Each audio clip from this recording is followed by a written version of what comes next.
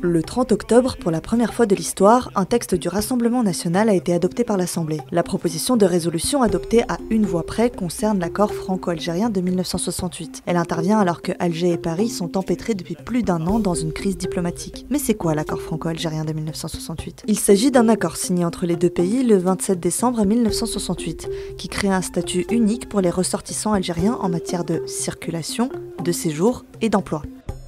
C'est un régime d'immigration favorable pour les Algériens qui n'ont pas besoin de visa spécifique pour rester plus de 3 mois dans l'Hexagone et accèdent plus rapidement que les autres étrangers au titre de séjour pour 10 ans, y compris dans le cadre du regroupement familial. Pour des entrées sur le territoire de plus courte durée, ils n'ont pas de carte de séjour en France, mais des certificats de résidence pour Algériens. En revanche, puisque leur statut est régi par ce seul accord, ils ne peuvent pas prétendre aux titres créés récemment, comme le passeport talent ou la carte étudiant programme de mobilité.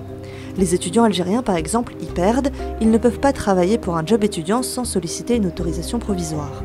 Ce texte, qui relève du droit international, prime donc sur le droit français et écarte les Algériens du droit commun en matière d'immigration. L'accord a été signé 6 ans après la fin de la guerre d'Algérie, au moment où la France a besoin de bras pour soutenir son économie. À l'époque, il encadrait la libre circulation, car jusque-là, comme avant l'indépendance où l'Algérie était constituée de départements français, tout Algérien muni d'une carte d'identité en règle pouvait se rendre en France. Depuis, l'accord a fait l'objet de 3 révisions, en 1985, 1994 et 2001.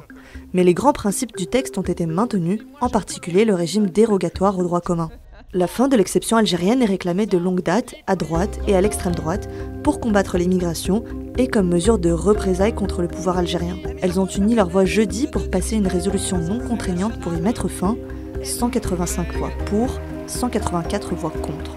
Dans la foulée, le Premier ministre Sébastien Lecornu a estimé qu'il fallait renégocier l'accord qui, selon lui, appartient à une autre époque. La gauche, elle, s'inquiète de voir effacer un pan de la mémoire du passé franco-algérien.